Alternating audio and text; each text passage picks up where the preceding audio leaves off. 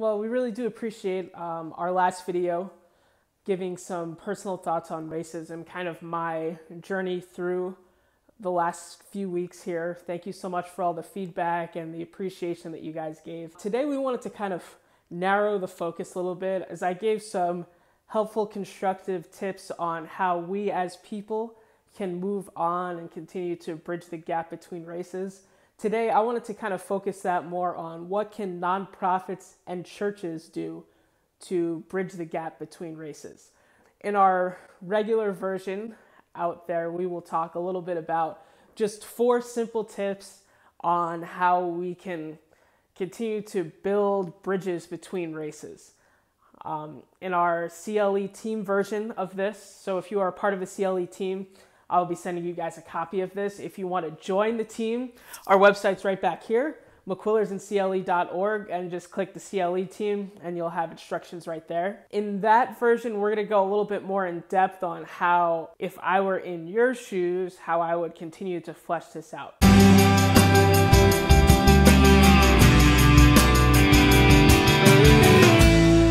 Over the last few weeks, there's been a lot of unrest and a lot of issues regarding race.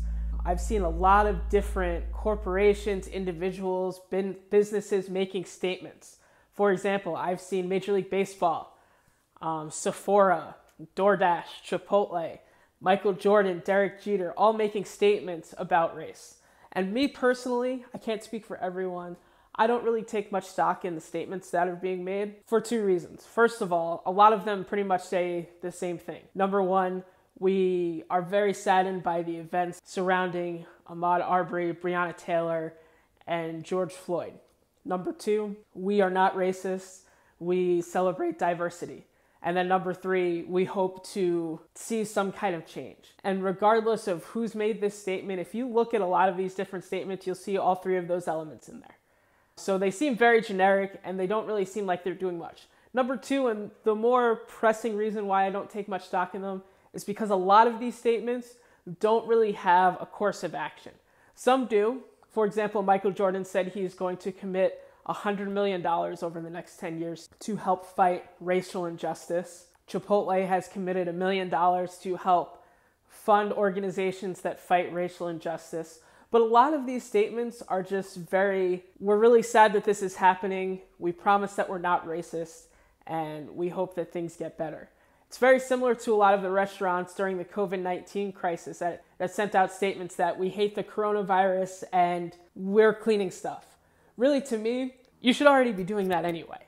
So I don't really take much stock in that. Really, what I like to see is action. What I would love to see more people do is take a stand beyond just saying, I don't like racism. I want to see more people take actual action. So today we're going to be talking about 4 different tips that nonprofits and churches can do to further their cause as to bringing racial reconciliation. 4 very practical things that they can do to help bridge the gap between races. So first of all, I would say that every single nonprofit and church should have some kind of system to report incidents of racial discrimination. Something that really broke my heart that I've seen over the last several weeks is a lot of people saying that whether it was at school, whether it was at work, at church, that they have received a lot of comments and a lot of actions against them based upon their race. And I feel like a lot of these were either ignored or not reported because they didn't really feel like it was a safe place to do that. I feel like churches especially, but also nonprofits, should work towards having a safe place where you can report incidents of racial discrimination. My suggestion would be to have a staff member and a board member work together to receive any type of racial incident. I say 2 people because as a best practice in the nonprofit world, you should always have 2 people working on stuff, especially when it's any type of report or anything like that. For example, you should always have 2 people that can handle money. You should have 2 people when it comes to dealing with children. So having 2 people can kind of eliminate any bias or anything like that. And having a board member and a staff member help with any governance issues. So if there was a senior pastor or an executive director that was accused of doing something racially, it might be a little harder to report if we just have two staff members that are below them. Having a board member kind of helps create that extra sense of accountability. You should create some kind of system where you have a board member and a staff member available to listen to any complaints about racial discrimination. If it's in a church context, that could be different congregation members, staff members, volunteers. Same goes for a nonprofit. And my goal here in my heart isn't for people to get fired, people to get removed from positions, but it's a good opportunity for learning. It's a good opportunity for people to talk about things where it could be a little bit more uncomfortable. I feel like having that opportunity to discuss racial differences can help bridge the gap. It can help bring a little bit more healing, and it can bring more understanding if someone is a little bit ignorant on a topic. So, number one, let's have a safe environment where people can report and explain some racial issues. Number two, having a diverse board and staff will really help further your cause to bring racial reconciliation. As a best practice anyway, nonprofits should have a diverse board and staff. Personally, as a grant writer, I have seen several grant applications that ask what the makeup of your board and your staff is. A lot of times, grant makers will look at that as a way to see how qualified you may be to service the people that you're serving. For example, if you're serving a predominantly black neighborhood and your board is 100% white and your staff is 100% white, it's kind of hard to make sure that you're making the right connections or you're doing the right programming because you don't have someone there that's actually understanding what people of color may go through. And that's not to say that every single white person is ignorant either. I'm not by any means saying that. But it is important to have a diverse group of people. Representation matters. If your church has a hard time gathering people of different cultures, it might be because people look at it and they don't see themselves. They don't see people that look like them and act like them. And I'm not even talking diversity in terms of just ethnicity, but you should be diverse in your board and your staff in terms of not just race, but also gender and age. Having a diverse group of people in leadership will help bring more people to your nonprofit, more people to your church. And also, just as a side note, as a board member, if you have a millennial, you already have a much larger group of people than any other generation. Right now, there are more millennials working than any other generation. So in terms of bringing more dollars into your church or bringing more dollars into your nonprofit, that's an easy way to do so. So make sure that your board and your staff is as diverse as possible. That's not to say sacrificing expertise and talents just to have your token black guy on the board or token Hispanic woman on the board. Make sure that you are looking for different ways that you can include as many people as possible. So make sure that your board and your staff are diverse. Number three, create a culture of inclusion. A lot of times, churches try to avoid talking about race. I feel like that's where part of the issues that we see today happen, is because race is kind of pushed off to the back burner. And get this, if people aren't talking about race in the church, people are still going to talk about it in other places. If people don't learn what the Bible says about race, they're going to learn what other people say about race, and that's what they're going to go by. I see this very similar to the issues that the church has when it comes to talking about sex, because if young people don't hear it from the pulpit, they'll hear it from the world, and then they'll have a very skewed view of what that looks like. So I encourage churches to talk more about race. I'm going to give in our extended content some verses that I use typically when I'm talking about race and racial reconciliation at missions windows and things like that. So make sure, once again, if you aren't subscribed to be part of the CLE team, then definitely do that, because we would love to get that information out to you. In the nonprofit world, At the minimum, try to have some kind of workshop or seminar regarding cultural competency. So that way you have a better understanding of what to look for and the right tools to say when it comes to dealing with people of different cultures, different backgrounds. But if you look, that's one of the best ways that we as people can help bring races together. Cultural competency sounds like a weird thing to do. I would encourage churches to do it as well. And it may seem like, well, it's just like another workshop. But the fact is, when you're at a nonprofit or at a church, you're dealing with people.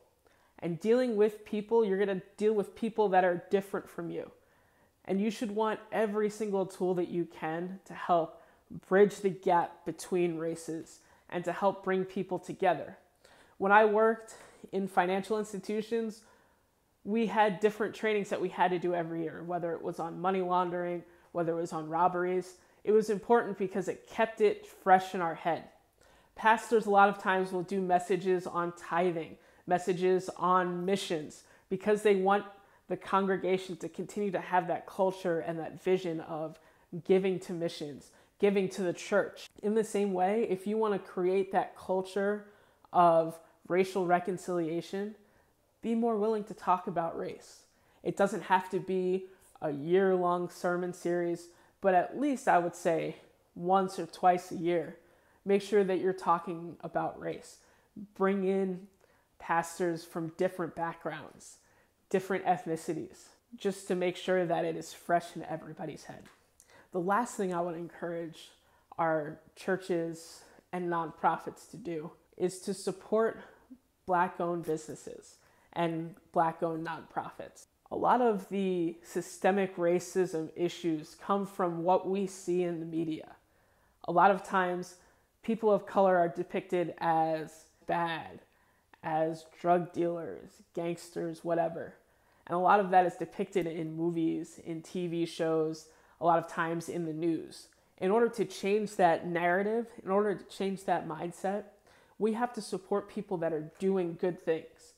So if you're having a meeting and you're getting food, try to order from a Black-owned place. I'm not saying sacrifice quality or anything like that, because just in the same way that there are white-owned businesses that don't do as well, there are Black-owned businesses that don't do as well. Find those people that do a good job, that have great food. I'll give a suggestion right now. It's actually on our Instagram and all over social media as well. Cleveland Biscuit Heads. They do excellent biscuits. They have a great breakfast. They have a great selection. And they're also reasonably priced. If you like Raising Cane's, once again, these are both in Cleveland. The Crispy Chick tastes a little bit better than Raising Cane's. But let's have more of that mindset of supporting those businesses and those organizations that depict people of color in a different way than we see in the mainstream media a lot of the times. Another thing that you can do is partner with organizations such as these. Every single year, we get different people that work in various career fields to show our kids different career options. We had 2 Black women postal workers last year. We had the 4th District Police to help bridge communication between them. We had a Black chef come in. And it's important for our kids that they are people of color because all of our kids are people of color. But either way, having that different mindset that people of color don't always have to have that negative connotation. In order to change that, we have to support people that are doing good things. Churches support organizations financially that are helping people of color better their lives, whether that is through education, whether that's through the justice system, whether that's through supporting pro-life clinics as well. Because a lot of abortion has a lot of roots of systemic racism as well. There's a lot of different things that you can do to support people of color and people that are doing positive things in the community. So those are our 4 things. I hope that you guys take these to heart. If you have any questions, feel free to drop it in the comments. Send us an email. If you aren't subscribed to our newsletter, make sure you do so right at our website there. We thank you so much for joining us, and we hope that you guys take this to heart and you run with it with your congregation. We run with it with your nonprofit organization, because we really want to see the best possible organization. We want to see bridges built. We don't want to see all of this unrest, all of this arguing on social media. Let's take what we're saying on social media and put it to action. Thank you guys so much, and thanks for being a part of the team. God bless.